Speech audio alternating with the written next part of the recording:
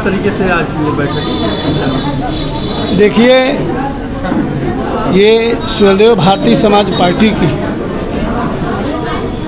हर महीने 5 या 6 तारीख को मासिक बैठक होती है और बैठक में हम लोगों ने संगठन के प्रति क्या किया क्या नहीं किया, कितना हम लोगों ने आगे बढ़ा संगठन को लेकर के, कितने लोगों को नए सदस्यों को जोड़ करके पदाधिकारी बनाया, कितना हम कमांडर बनाए, कितना हम सैनिक बनाए, कितनी महिलाओं को जोड़े, महिला मंडल कहाँ तक पहुँची।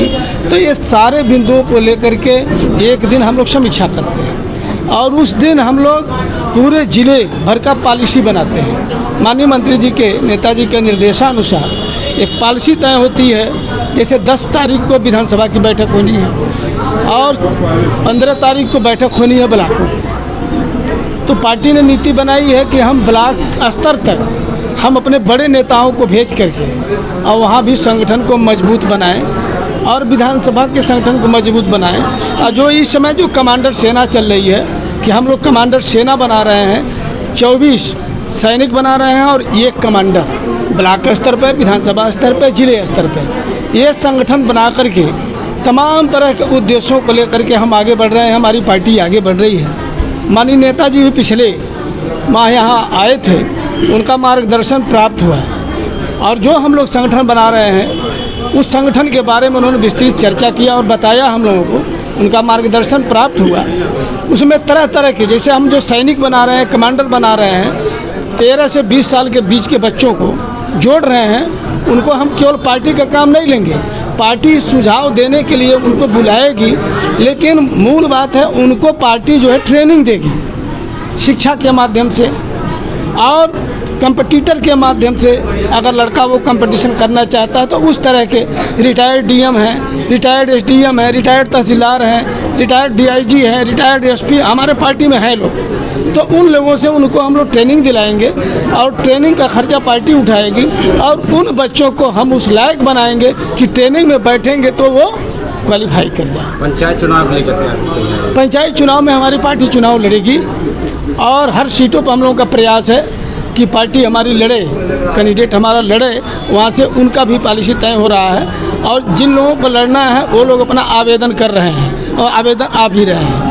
27 में गठजोड़ रहेगा या खत्म? ये माननीय नेताजी बताएंगे, चूँकि अब वहाँ उधर हम लोग नहीं जा पा रहे हैं। हम लोग अपने मंडल को देख रहे हैं, हम मंडल के कोऑर्डिनेटर हैं, हम मंडल देख रहे हैं। माननीय नेताजी किससे गठबंधन करेंगे, किससे नहीं करेंगे या सेल्फ लड़ेंगे, वो जानते हैं। उनका मार्गदर्शन जो इधर आएगा वो मार्गदर्शन लेकर के हम सभी लोग मैदान में उतरेंगे। ये हमारे श्री राम ललित चौधरी जी जनपद के प्रभारी हैं, पूर्व कैबिनेट मंत्री हैं, आदरणीय विनोद राजभर जी हम लोगों के सहयोग में हमेशा लगे रहते हैं। राष्ट्रीय सचिव हैं हमारे बबलू यादव जी भी हैं।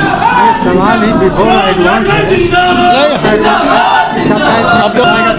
राज्य के मंत्री ओपी राजभर जी एबीवीपी कार्यकर्ताओं को गुंडा बोला, इसको लेकर क्या करें? देखिए, वो गुंडा नहीं बोले हैं भाई, हम सरकार में हैं, सरकार चला रहे हैं और सरकार संविधान से चल रही है और संविधान से ये देश चल रहा है और कानून के तहत कोई भी गुंडाई करेगा, कोई भी किसी भी तरह का उपद्रव करेगा तो कानून उससे निपटेगा। ये माननीय जोगी जी का सख्त निर्देश है। कानून चाहे कितना हो बड़ा व्यक्ति हो, अगर कहीं ना कहीं अशांति पैदा करता है तो उससे कानून निपटेगी और निपटने का काम करेगा, पुलिस अपनी डंडा चलाएगी। मंत्री जी का घर भी घेराव किए हैं, पत्थरबाजी भी हुआ, ये तो लोकतंत्र में प्रक्रिया है तो चलता रहता है। आज विपक्ष भी इसमें देखिए, सच्चाई ये है माननीय ओम प्रकाश राजभर के ताकत से और लोकप्रियता से प्रदेश नहीं देश के सारे जो हमारे विपक्ष के नेता हैं सब घबराए पड़े हैं, सब घबराए पड़े हैं। कहीं न कहीं जो विद्यार्थी परिषद के कार्यकर्ताओं ने किया उसमें विद्यार्थी परिषद के कम सदस्य रहे, उसमें अखिलेश यादव के तमाम उसमें आकर के कार्यकर्ता उसमें नाराबाजी किया। इसमें सोची समझी रणनीति माननीय अखिलेश यादव जी की है। वो जो है माननीय ओम प्रकाश राजभर को डाउन करना चाहते हैं, वो समझ नहीं पा रहे हैं। माननीय ओम प्रकाश राजभर वो बब्बर शेर है, अखिलेश जैसे तमाम नेताओं को कुचलते हुए आगे बढ़ने का काम करेंगे। और इस तरह की हरकत मैं अनुरोध करूंगा कि छोड़ दें। अगर राजनीति करनी है तो गांव गरीब में आवें, जनता के बीच में आवें, शोषित वंचित समाज के बीच में आवें, 4 बार रहने के बाद क्या किए मुख्यमंत्री होकर के? माननीय ओम प्रकाश राजभर ने नहीं कुछ तो उत्तर प्रदेश में कई लाख गरीबों का घर बनवा रहे हैं, कई लाख पेंशन दिलवा रहे हैं, तमाम तरह की योजनाओं को बना करके गरीबों को लाभ पहुंचाने का काम कर रहे हैं। इतना ही नहीं, नौकरी के क्षेत्र में, रोजी रोजगार के क्षेत्र में माननीय ओम प्रकाश राजभर ने तमाम सारे कदम आगे बढ़ाए, जिसमें गरीबों के बच्चों को वो लाभ मिल रहा है। अब तो पार्टी जो है एक कमांडर सेना बना रही है, जिले की कमांडर, विधानसभा की कमांडर, ब्लॉक की कमांडर और ग्रामीण अंचल की कमांडर। इसमें 24 सैनिक होंगे, विधानसभा में, ब्लॉक में और गांव में। जिले में 24 सैनिक होंगे और जब एक कमेटी बन जाएगी तो सभी सैनिकों को बुला करके माननीय मंत्री जी पार्टी के खर्चे से उन सभी को ट्रेनिंग देंगे, सभी को ट्रेनिंग देंगे। कोई सिपाही बनने लायक है, कोई दरोगा बनने लायक है, कोई लेखपाल बनने लायक है, कोई SDM बनने लायक है। तो उस तरह के अधिकारियों से उसका सिस्टम क्या है, कैसे सिस्टम अडाप्ट करें, उस तरह की वो ट्रेनिंग दिला करके बच्चों को लैस करेंगे, ताकि वही बच्चे आगे निकल करके नौकरी के क्षेत्र में जा करके अपना नाम रोशन करें। कहीं ना कहीं विपक्ष का भी हाथ है इसमें, जो धरना प्रदर्शन हो रहा है। बिल्कुल है, श्री अखिलेश यादव जी का सपा का पूर्ण हाथ है इसमें। कहीं विद्यार्थी परिषद का 1-2 कार्यकर्ता मिल जाएंगे, सारे के सारे समाजवादी पार्टी की जो है पोल तो खुल गई, उसी दिन खुल गई। ये समाजवादी पार्टी के ये जितने भी कार्यकर्ता हैं उनका ये हाथ है कि माननीय ओम प्रकाश राजभर को घेरो, उनको डाउन करो, उनको इधर करो, उधर करो, ये लोग लगे हैं। लेकिन जिस दिन माननीय ओम प्रकाश राजभर हम लोगों को आदेश कर देंगे, इन लोगों को भगते देर नहीं लगेगा।